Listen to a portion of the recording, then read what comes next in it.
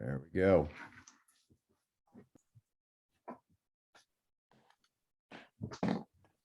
We are live.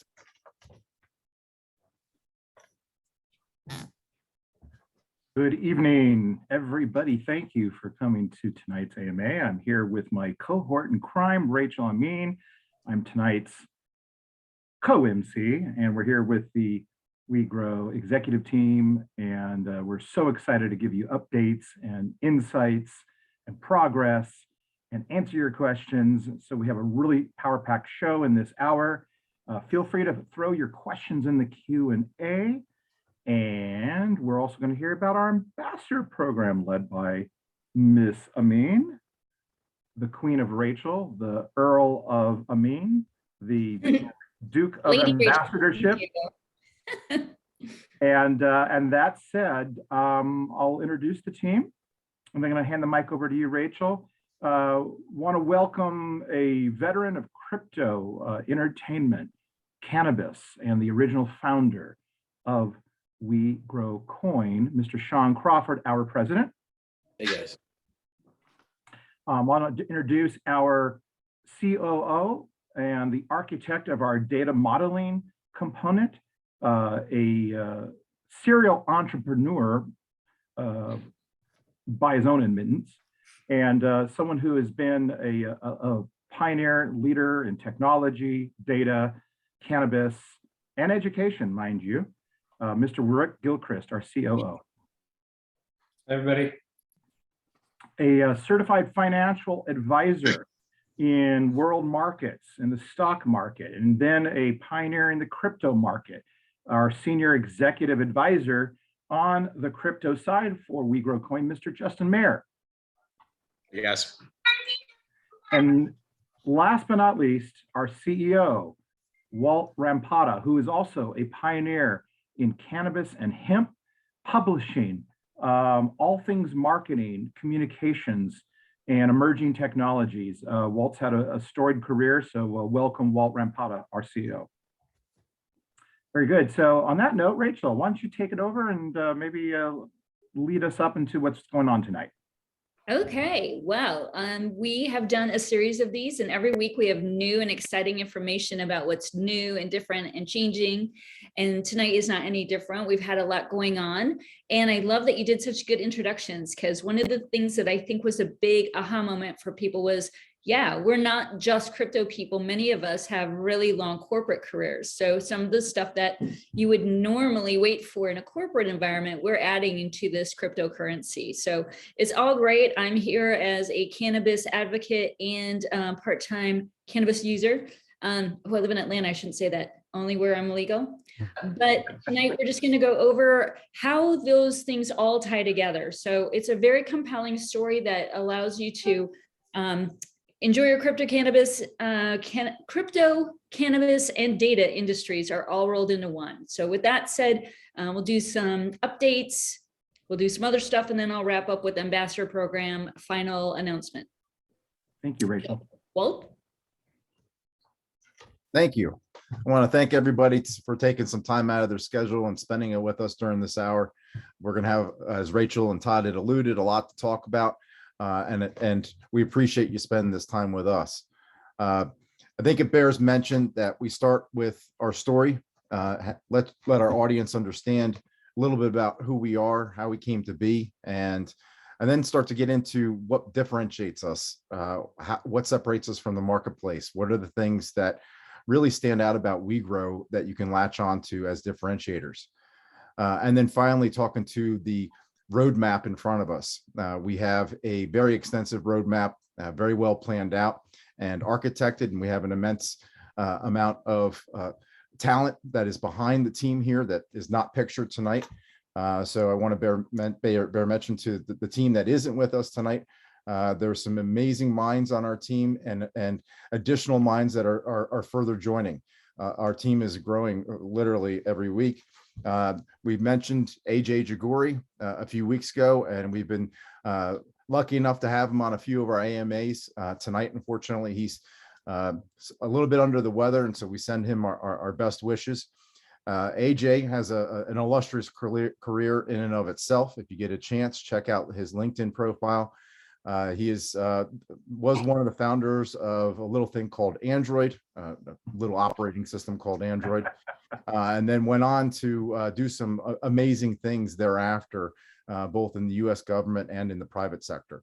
So we're very excited to have him part of our team, part of helping build out our roadmap and the strategy and the focus behind it and our Hyperledger.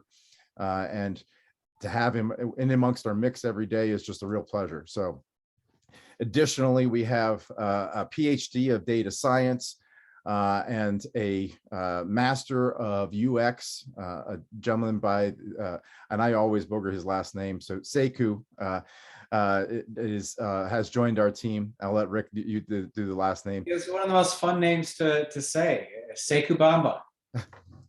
La Bamba. I had to say that.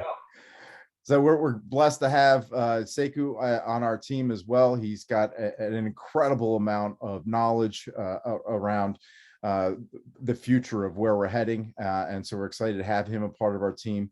And I could go on and on talking about the team members, but you're not here to hear about our entire team and who we're bringing.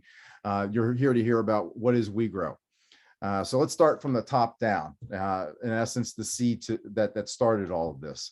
And I'll start with the story that is kind of the thread for how it came together.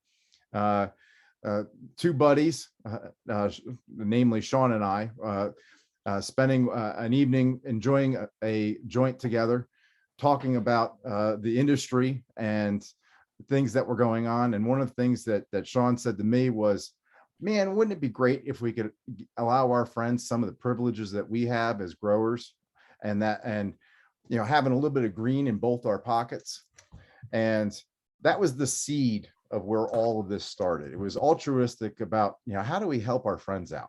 Mm-hmm. And that seed changed and has grown, pun intended, in many ways, substantially from that start. When we started to peel back the onion of how do we get involved and marry these things together, blockchain came to mind, more specifically cryptocurrency. And the question was there a way to involve both of these pieces and allow us to provide some of these benefits to our friends? When we started actually looking even deeper, the real money in the industry today really isn't at the plant level, isn't at the growing level, where the seed of our idea started. The real money in the industry is in what has commonly come to be understood as the picks and the axes of the industry. Similar to the days of gold mining, it was those that were selling the picks and the axes that were making all the money. And it's not too much different today in the cannabis and hemp industry in many regards. It's those that are supplying the lighting components, those that are supplying the nutrients, the landlords, the electricity suppliers, the entire supply chain supporting the plant is really where the money was. Enter WeGro. Through WeGro, we are able to offer our friends the ability to participate in the burgeoning hemp and cannabis supply chain. And through the tokenomics that we have within WeGro, we provide this ability.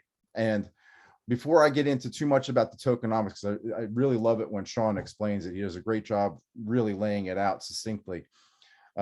Understand that this is where, again, the seed started, was around how do we connect all these dots and now marry this with an opportunity for those of our friends, again, to invest, or excuse me, not invest, but to participate in the burgeoning hemp and cannabis supply chain.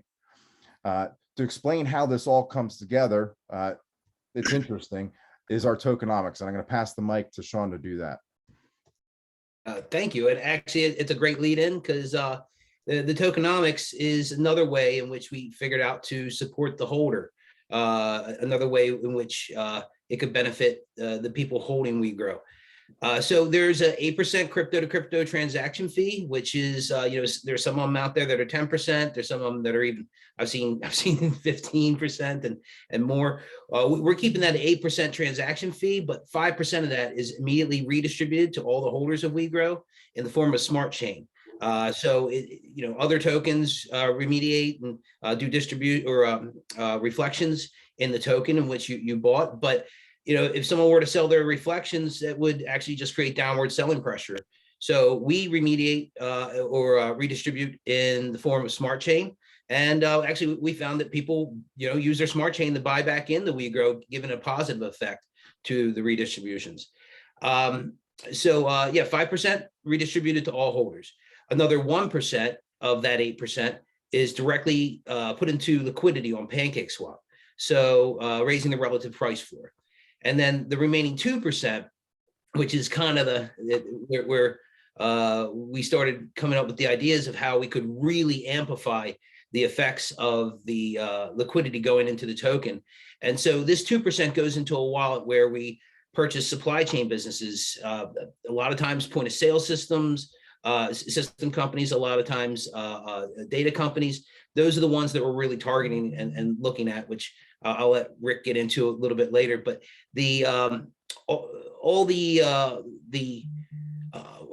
all from us having these 2%, the 2% that goes to buying these supply chain businesses, they are doing transactions in WeGro. So the volume is increased by the swipes of credit cards, the purchases that are made at the pump, at the grocery store, wherever it is that you're transacting in WeGro. That's adding to the volume, the daily volume of WeGro. And then just by holding WeGro as an asset, it creates a higher price floor. So this is the way in which it benefits the holder. Very cool. Excellent. Thank you, Sean. As Sean alluded to, the two, or specifically noted, 2% of our taxation or our gas fees goes specifically focused on supply chain oriented businesses. And it's the dynamics of those businesses and how we capitalize on those relationships that really makes what we're doing different. And before we get into talking about those differentiators, because some of that really goes into our roadmap, I think it bears mention for Justin to touch on something that oftentimes we catch at the end of our AMAs, but it's a key fact. Talking about the utility function and how we differ compared to the marketplace out there, because I think talking about that now is a good lead into Rick taking the floor next. Yeah, and this is where if you look at the space, I assumed it was 99% of tokens in this space were flat out cash grabs or scams. We actually got data on this that, again, talking about data a lot, that in this industry right now, currently about 7% of coins launch with actually some sort of utility function. The rest of them are meme coins, they're hype plays, they're momentum. It's which celebrity I can tweet about it, or what is Elon Musk, tweeting about, like, we're going to make a token based off of that. We fit into this space inside of that 7% on tokens that actually have a business behind it, a revenue stream essentially that's going to be injected to create that resistance to any downward selling pressure. So it's a very, very slim percentage of that 7% are doing that right now. And what I say is that the industry is starting to move that way because people are sick of jumping into projects that pump, they hype, they dump, and then they trade sideways, and essentially they're dead. And then you can have as many Kim Kardashian tweets as you want. Your project is essentially over if you don't have an actual utility behind it, and if you have an actual revenue stream that's supporting the project in the process. And so what we've created here with WeGro is viable revenue streams that are going to be able to give that support to the token long term. So that way it's not going to be a quick project where it hypes, it dies, and then people move on to the next thing. That's going to give us a longer runway to have the token survive, but also then to let us build out a lot of these other infrastructures that we're doing that are going to be game changers. So when we're talking about a small percentage, again, this is where the industry, I think, is going to have to morph.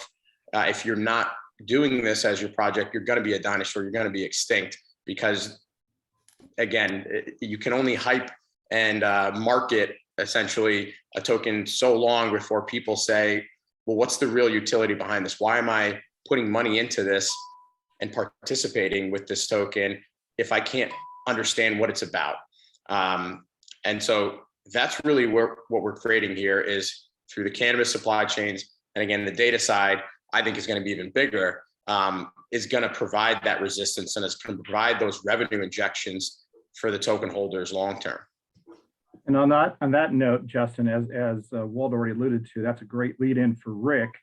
As we all know here, Rick, but some of those who might be new to our AMA and tonight's audience, if you could talk to us about the democratization of data for both the individual and the markets that data will benefit from.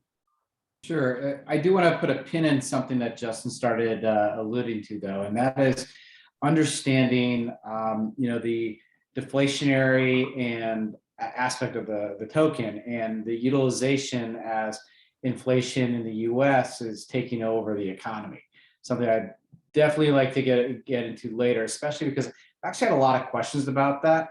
But getting right to the meat of what you're asking for. Yes, so it's really interesting how we've looked at this. And from the beginning of this idea from Sean and Walt and the team, with the aspirational goals of what they want to do, the one thing that everybody recognized was that there's a seemingly lack of understanding in the supply chain. There's a lack of understanding for consumer protections. And, we're not just talking about a protection on, making sure that you're getting a product, but it's also about what you're putting in your body. It's also about, you owning your data. We talk about this on all of our AMAs, but when you're using products like Facebook and Instagram and even WhatsApp, you're the product. There's a reason you're not paying for it. It's because they're making money off of your data. And, we talk about how data is really valuable, and we can look at it from an operational perspective, or even like a patient and a protocol perspective, understanding like how new drugs are created, how therapies are created, how products are validated. We can talk about how it can help us influence and create better decision-making processes. But what we don't really talk about is the monetization around it, and the fact that your data is worth so much to you as an individual. How much? This part always makes me mad. Well, there's two ways of looking at this. First and foremost, a piece of data can be a fraction of a cent just by identifying that somebody exists. You start adding on little things like one unique identifier, an email address, a phone number, even a location, if you will. You add on things like transactions or behaviors, likes and dislikes, self-identifying information. Then you add your typical census information. Mind you, this could all be completely stripped of all personally identifiable data. So now you're a composite. That data has gone from a couple fractions of a cent to $4, to $9, to $40, to $400, and even in a broad spectrum case, $4,000 a record. That's what it's worth to an organization like the FDA, like to think tanks, like to big pharma, people that are developing, new therapies. If you are somebody that's identifying as a patient, but on whole, that could be the exception. Look at just your data today, like the data that you would use on Facebook or Instagram. If the single individual that had all of their data licensed their data one time to just the top 270 brokers, these are the most active brokers, one time, that's over $111,000 per year. And there are over 4,000 data brokers out there. And imagine putting the power of licensing your own data back in your hands rather than going back out to the brokers, going to Facebook, using that data to market.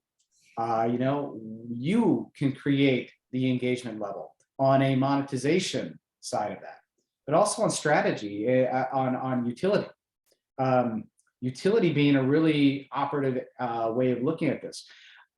Today, I can go into a restaurant and prove that I've been vaccinated in Washington, D.C. It's a requirement now. And that data can be store it as a picture now. You can use Clear. You can pay to have Clear create a digital card for you, but it's existing there. It's always there. You're not choosing to share or not share it. It's sitting on somebody else's system. Now store that data on the blockchain and you decide, hey, I want to share this right now. I want to share my negative COVID test from last night, my 3 vaccinations, and I want to be able to go to the airport, get on a plane, get off a plane, get to my destination, and turn it all off. You know, so you get some real utility out of being able to take control of your data, store it securely, and decide who you want to share your data with and what you're going to share. You could do that same thing with your entire patient medical record and share it with 3 of your providers all at once. There's no more of provider A having to go to provider B and provider C and everybody having different pieces of data. You know, you look at the organizations like Athena and Epic and Dr. Cornell, they recognize the value of building to the blockchain, but your data is still disparate. It's not connected.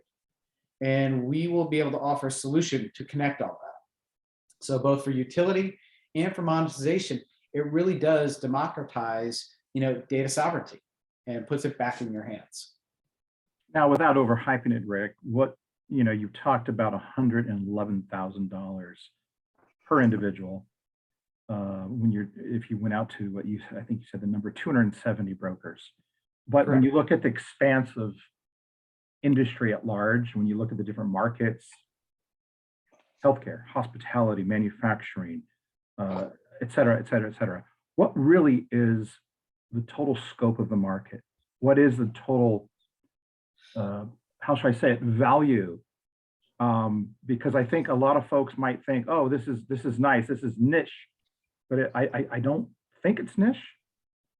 This is really, again, without overhyping it, talk about the potential in the immediate and in the long term, if you don't mind. Without hyping it. Without hyping it. Geez, Without hyping it. It's hard because it's so large, but let's look at it just in productivity.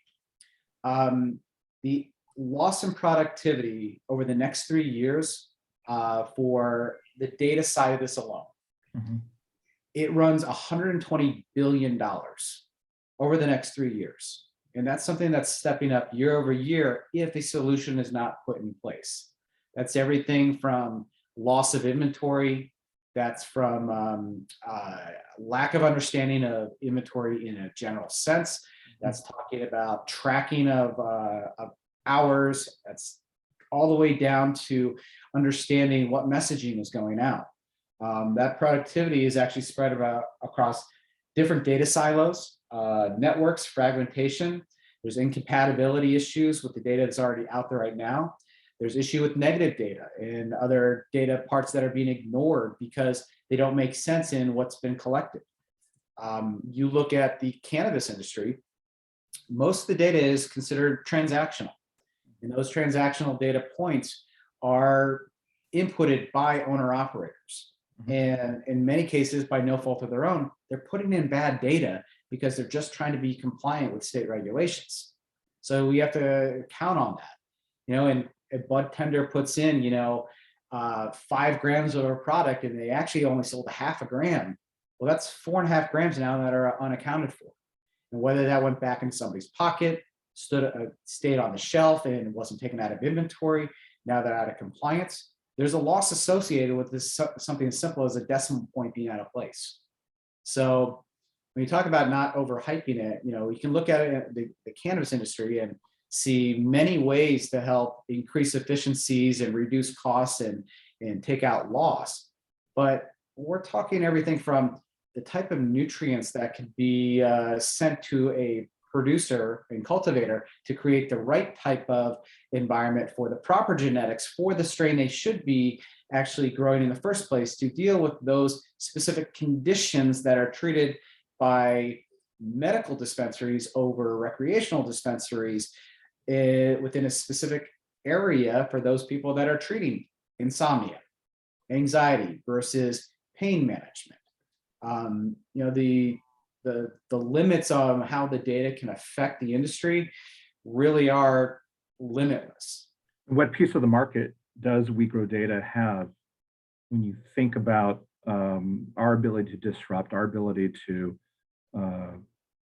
penetrate this enormous opportunity, just in a very conservative manner, maybe express to our viewers, what does this all mean going forward for WeGro data? Well, I mean, I really believe that the data part of this is much bigger than, a token or a coin.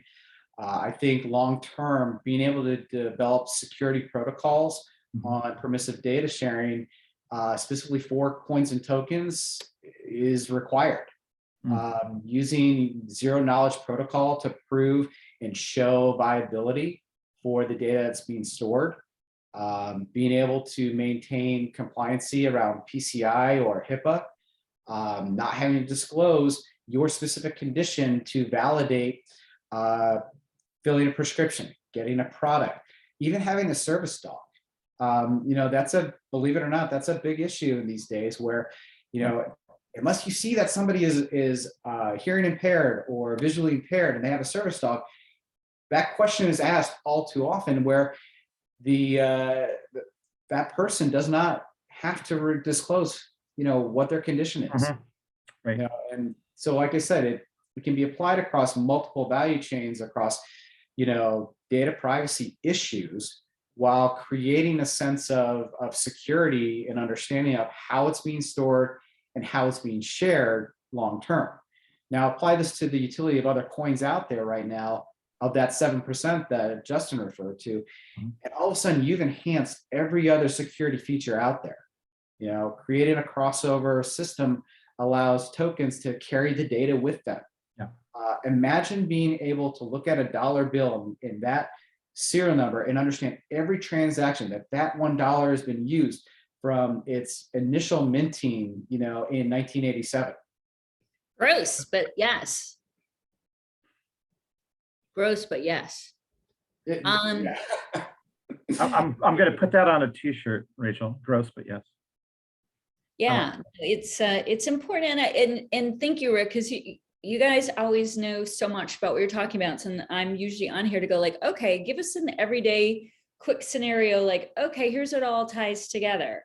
Because I bet there's some people on here going like, well, I was kind of on here for the coin question, but now we're talking about data. Right. How's it all tie together? So can you give us just a quick example that's like, okay, here's a quick way these WeGro data might encompass all the things we offer. No pressure. Or that, I think that's a great lead in, Rachel, to the roadmap of WeGro right now, what we've accomplished recently and where we're going. And maybe Walt, you could take that and open up that topic conversation with Sean and the rest. You're on mute, sir. That helps. And let me tie a few things together to also kind of touch on Rachel's answer. And, we want to spend some time talking about our roadmap because there's so much more to come with WeGro. And by participating and connecting with us through our token, you're supporting that roadmap. So, part of the reason we like to spend time talking about it is that's what we're utilizing those funds to accomplish. And very specifically, those funds have already been used in many ways to accomplish a number of things. And I think it bears mention that this roadmap, rather extensive in nature, there's a lot that we've already tackled. And I think we need to spend some time talking about that for a minute as well. And when you start to see the things that we're currently tackling, it might start to paint the full picture as to how all these things kind of connect. Make sense? So with that, I am going to pass the mic back to Mr. Gilchrist, as he tends to give us a very good, again, succinct download of where we are currently and where we're headed. Succinct and Gilchrist have never been uttered in the same sentence. I could talk about our roadmap, but I'll say what's really exciting for us is that, we have to look at the WeGro coin and WeGro data separately as far as a roadmap goes. I'm going to let Sean and Justin kind of talk more about the roadmap of the coin, the fork, all the enhancements, what we've done and where we're going with that. But if we look at the data and the infrastructure we're creating around it, the Hyperledger is something that is, completed. We're going to be able to launch 4 different applications that are also completed within the next 4 to 6 weeks. We need to go through a little bit of QA, some testing on those. We're in the process of our phase 1 build out of a really, really great tool that's going to help our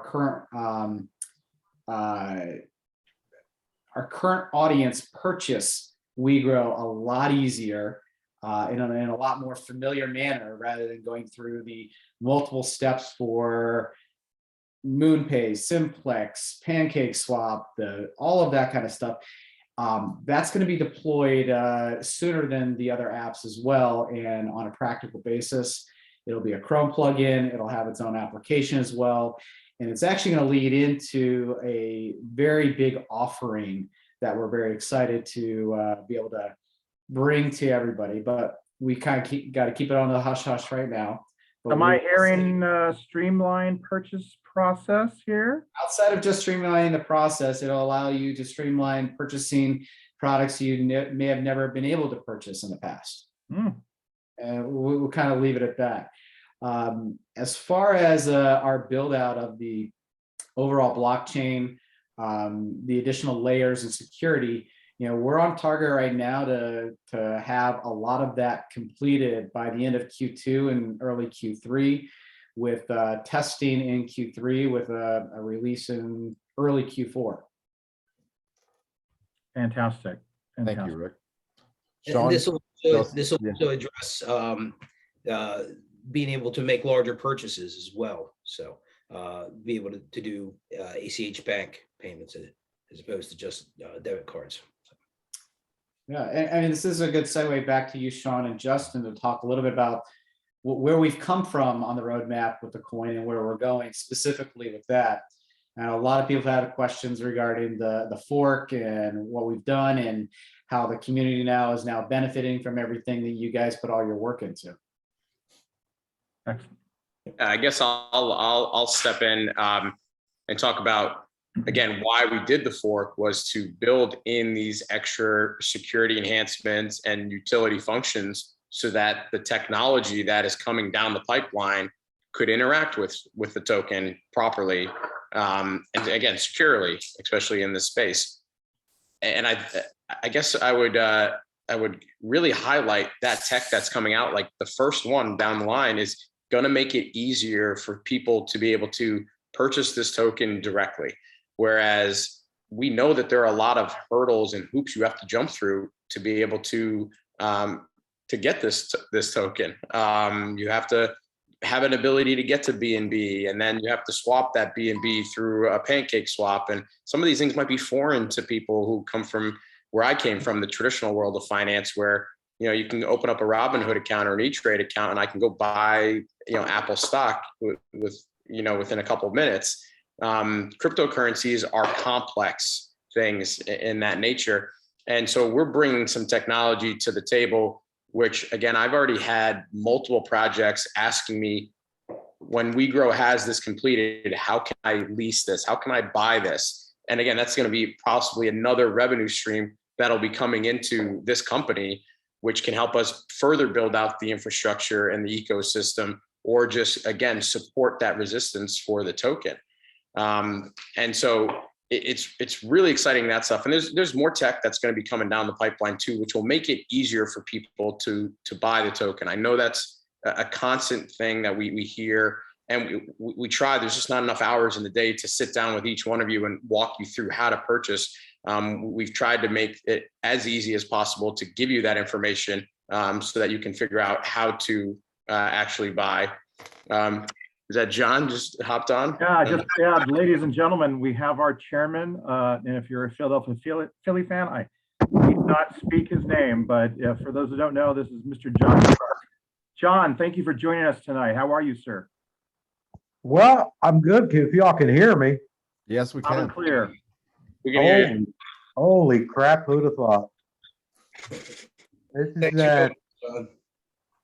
This is a confusing thing for me, these computer things. So Well, in good company. We were just talking about how to make this easier for people, because there's a lot of smart people who just haven't participated in crypto. And it's sort of like walking into Spanish speaking restaurant and ordering your cerveza. But yeah, if we can make that a little bit easier for those of us who do not speak Bitcoin or crypto, I should say, that would be amazing. Well, I can Yeah. tell you this, that all the people who are joined us in this meeting, I don't know a whole lot about this stuff, and I rely on Sean and Walt and Rick and everyone to fill me in and try to educate me on this. That all I know is the reason I got involved with all this is I know what CBD has done for me physically.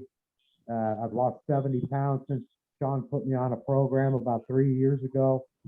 My body feels good finally at 61 years old. So, like I said, I don't know a lot about crypto. I don't know a lot about, all the stuff that you guys are trying to teach me. But all I know is that I'm so happy to be involved in this because I know what it's done for me as far as changing my life.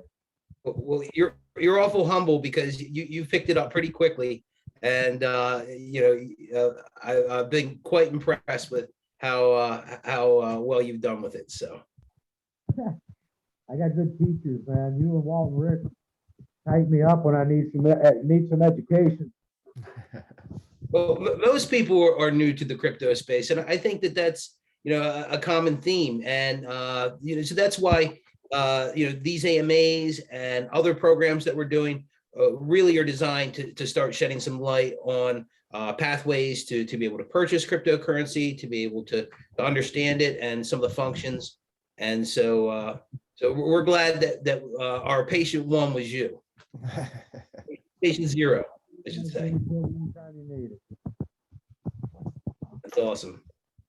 Thank you, John. John, I wonder if you have any insight on who's going to win the Super Bowl. Is it going to be the Rams or the Bengals? Well, last year the home team Tampa won in their stadium. I know the Rams are playing basically a home game, but man, I just can't count Joe Burrow out. The problem is, and I worry about this, is with the Rams rush and the offensive line of the Bengals, Joe Burrow, he better stay healthy through 4 quarters or else they're going to get killed. Don't ask me about baseball, though. I'm more in tune to the football right now. Ready here first. I had a feeling you might. What's that? We all had a feeling you might be in tune with football right now. That's about it. Football and golf. That's all I know right now. Well, thank you so much. It's such a joy to see your face and have you join us tonight. And we appreciate all your support and advocacy and everything you're doing to promote the WeGro name out there, John. So thank you so much, sir. I think I lost everyone. Oh, we're all here. I think it's a little here. What else you got, Walt? What other new stuff can we talk about?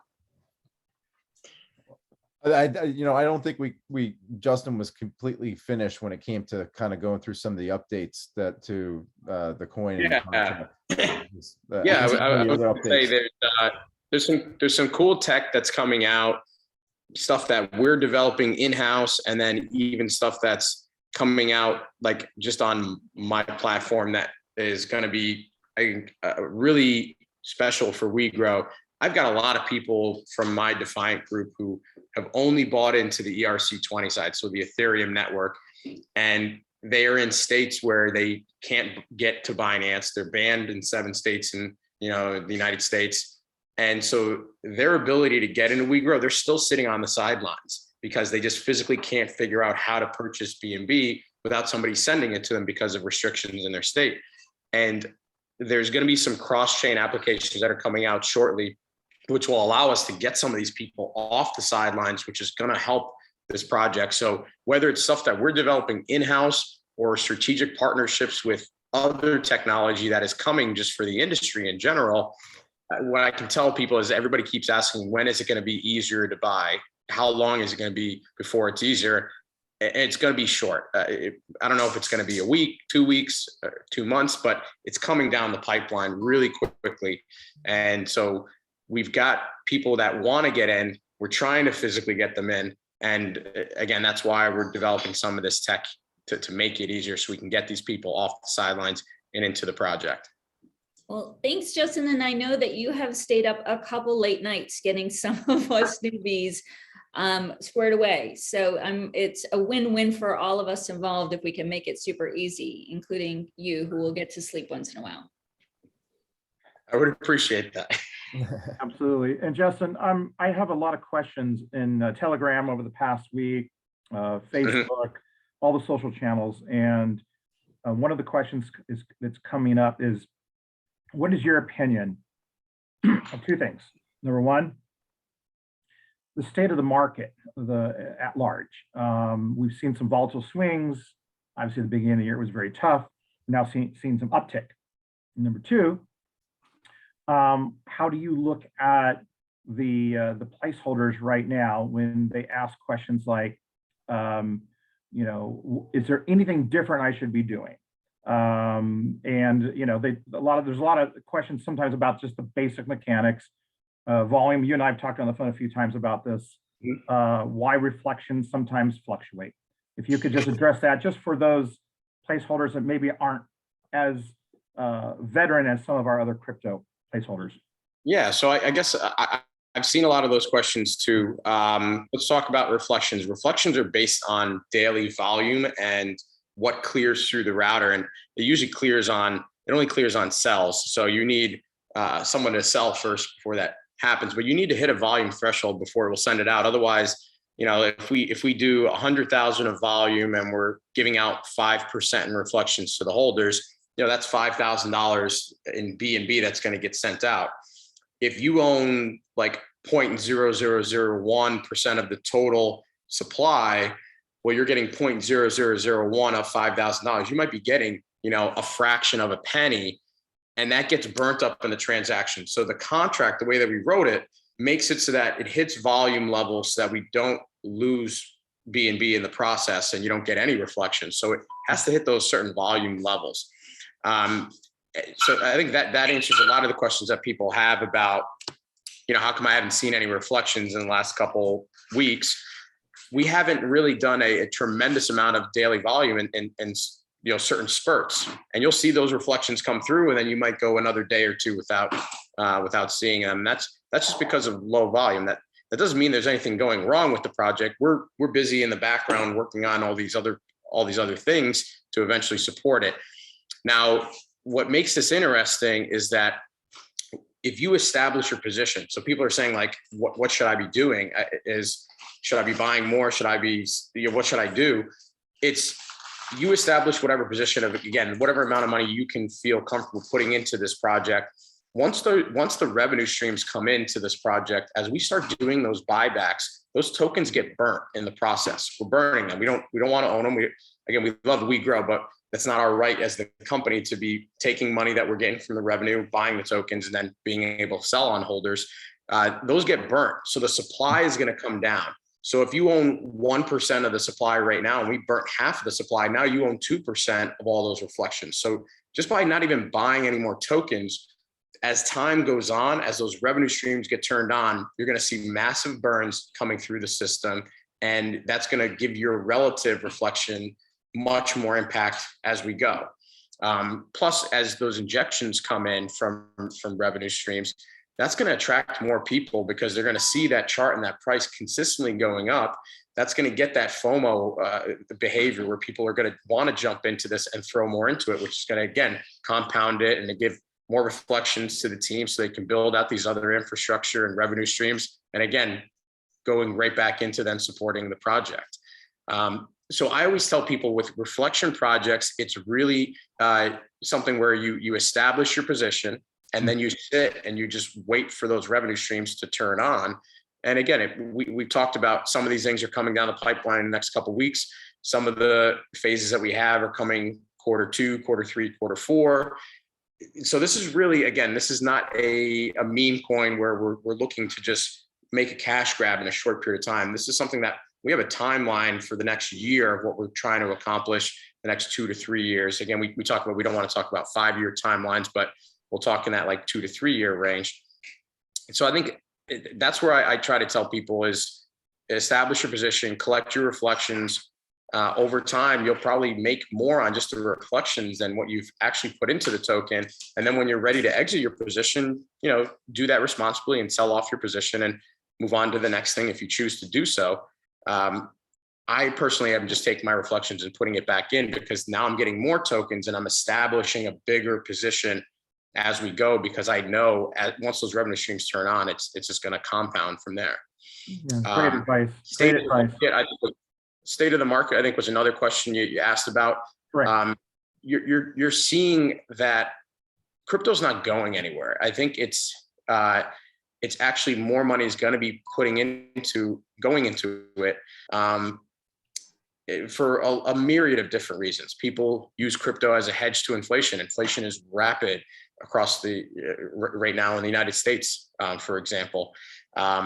People are using it as ways to make ease of stream of payments to send money to people around the world instantaneously. I know Walt always talks about this. We talk about the unbanked communities. A third of the world is unbanked, not having access to traditional financial methods. Crypto is going to fill that void for those types of people. So the industry at large, yes, it's a little bit rocky. I mean, the stock market is rocky too. The economy is kind of teetering because there's a lot of uncertainty.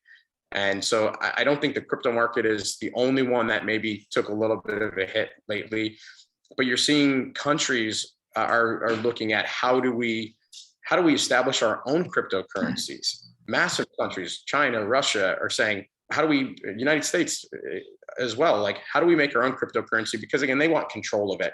And that's just because they want to be able to tax it appropriately and, and just make control of it. So crypto is not going anywhere. And like I said, I think the industry as a whole will expand once we start to get away from the meme coin space and start getting into established projects like this, where you actually have a viability, a usage for the token. That's where money will come from the institutional world, who is maybe more skeptical of the crypto world because they think of it as, oh, well, I hear about all these scams. I hear about like the token doesn't do anything. Like what's the purpose of me taking my dollars from something that I think is real and moving into something that I'm uncertain of?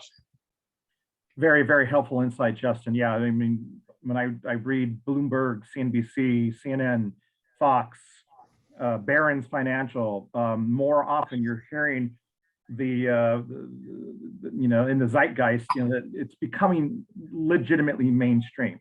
It already is mainstream. And that's exciting. Yeah, and if I could jump in there, Yeah. one of the key things that just happened just last week, and this wasn't a small thing, so I want to jump in into all the points that Justin already made.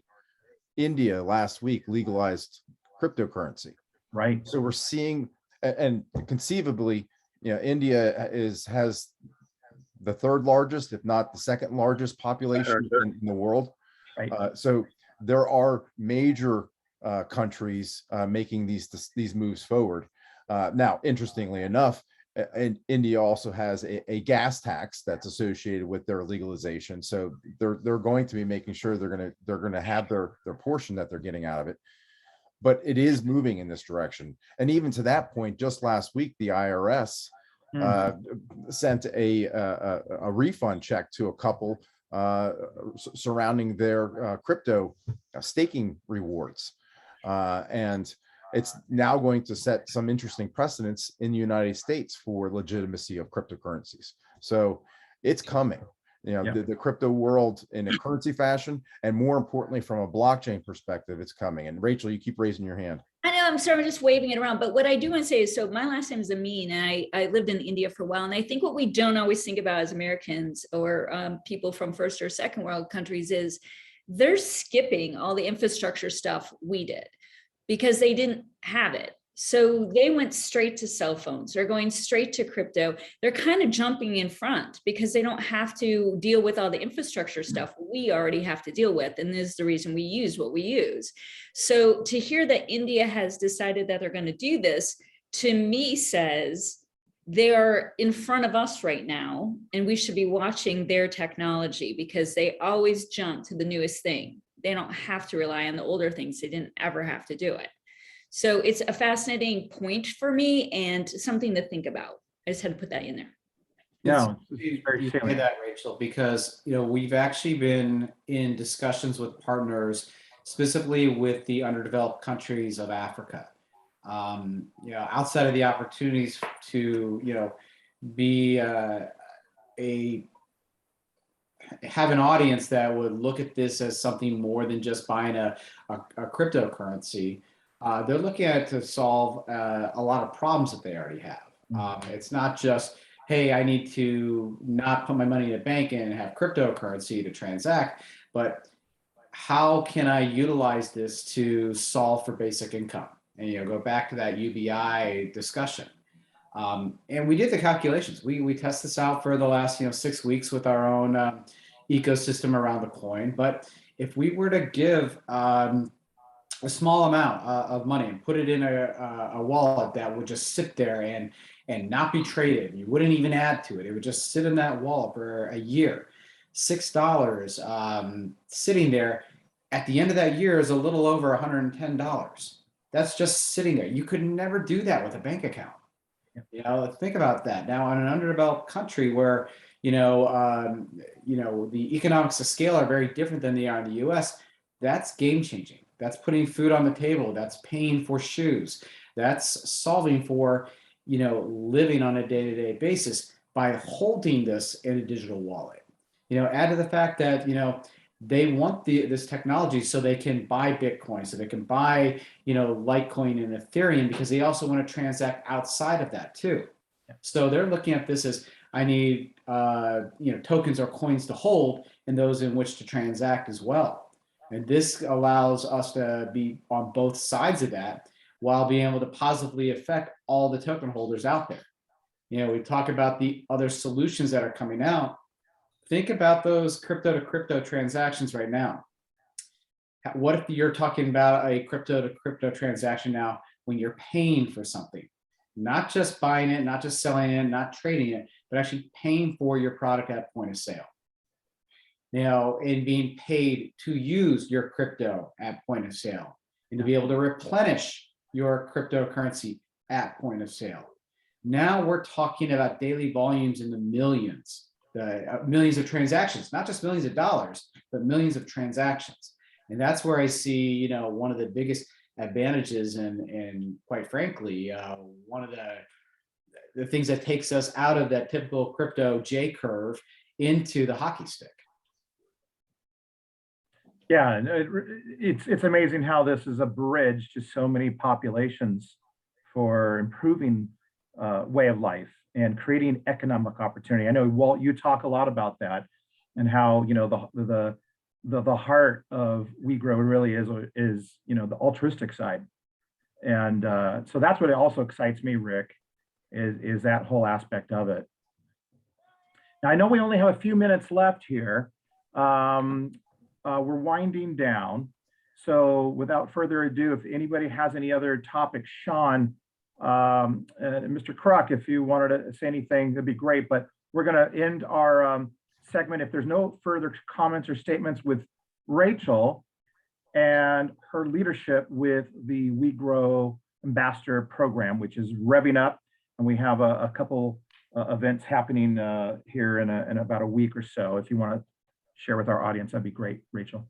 Sure, I'm super excited. So we have a first round and it's not complete. So if you're listening and say like, whoa, wait a minute, I didn't hear about that, you can still participate, don't worry.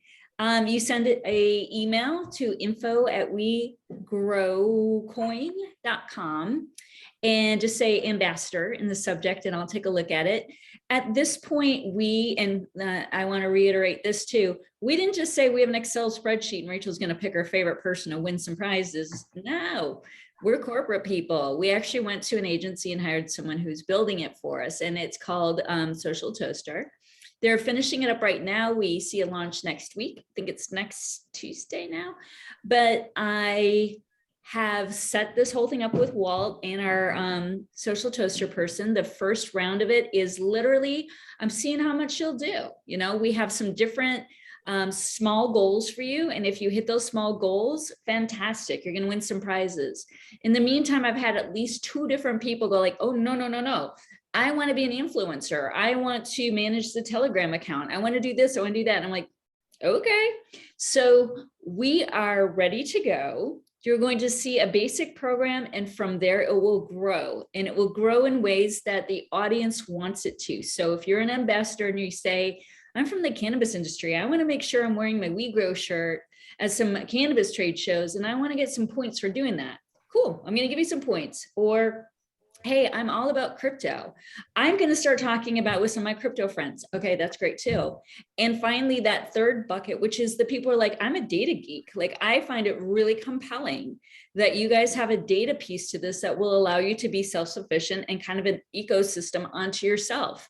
How do I get on board with that? And that might be financial people or actually just data geeks. I'm a data geek. Bring it. I'm going to help you find some way to make yourself feel special and different and unique, because that's kind of what WeGrow is about. We want everyone to feel welcome. We want everyone to do what they feel is the best way to promote WeGrow data and WeGrow coin. And the last thing I'll say about that is, Rick started to say it, think of it like this. And if I'm wrong, and my dog's going to fall if I laugh, WeGrow data is kind of the point of the roof. And under that are the other things. So the coin helps things happen within WeGrow data. But WeGrow Data is actually the name and the umbrella company. Is that a correct statement, Walt? Yes, that's correct. Looking at him going like, okay. So again, if you want to participate, the more the merrier. We're happy to have you. People are responding and asking a little bit about themselves. Everyone is being adorably candid about their excitement to be part of it. Please join us. info@wegrowcoin.com. Just put ambassador in the subject title. I'll figure it out from there. And you'll Rachel, tell us when, for the ambassador program members that are watching tonight, tell us when we're going to have that monthly meeting starting up. What day? And so we're looking at this because I bet everyone like me has an other job. We're side hustling or hustling hard. So I think we'll do it one night a month. And what I want to do is sort of like this. It's a happy hour. I want to hear about everyone and their ideas, and I want people to become friends, and I want it to be a club more than a, hey, I'm an ambassador, but I'm trying to compete against Todd, who's an ambassador. No. We're all going to do this together. We're going to have fun, and we're going to have one time a month where we sit down and talk about what worked, what didn't work, what we'd like to see different. And I would think the first one of those will happen probably a week after we have our Social Toaster official launch. So we will see that in the next couple of weeks. And what day during the week when what is that going to be again? I don't know. I'm thinking Tuesdays, but Tuesdays. Okay. So someone Tuesday. says I hate Tuesday. We can talk about it, but we'll start with the Tuesday and see how it goes. Sounds great. Thank you, Rachel. That's wonderful. Well, we're all super excited. There's so much going on here at WeGrow. And I wanted to ask one last time, anybody else would love to share some of the things that they are seeing down the road and next steps? Walt, usually this is the time that you usually give us that vision. Thank you. Yeah, probably a good. Yeah, thank you. I appreciate that. So yeah, let me help close this out here. But before I say good night, bid you adieu, I want to tell you a little bit about some of the other things that are happening, specifically around our marketing. Everybody's watching our channel, our social channels, our networks. Please check out our website if you have not already. Our website, WeGrow Coin, GRO, no W, coin, is the best place to find the most current information. At our website, you will find our current contract address. So if you have any questions finding the actual address related to WeGrow token, please go to our website. The contract address is listed right there at the top. We also have instructional videos on how to purchase and information about our company, our founders, the team that we have that we've assembled, and a good bit of information about where we're headed if you want to check out our light paper. So additionally, we've got lots of things that are going to be happening in our marketing channels in the days to come, weeks to come. We're very excited about some of these. That they're going to be pretty monumental in some respects, and we're excited that we're starting to find the right people to surround ourselves with and the right people to connect with. Again, very much of what I say on a weekly basis about who WeGro is not the sum total of the things that we produce or do. It really is the heart and soul of the company. And so that altruistic thread that threads through everything that we do is also the things that we look for in the partners that we associate ourselves with. We're excited about the future. Please continue to support us. And we thank you for spending the evening or day or night or afternoon with us. And that will close. Take care. Thanks, everyone. Have a good Thank night. you. Good night, everybody. Good night. Thanks, John.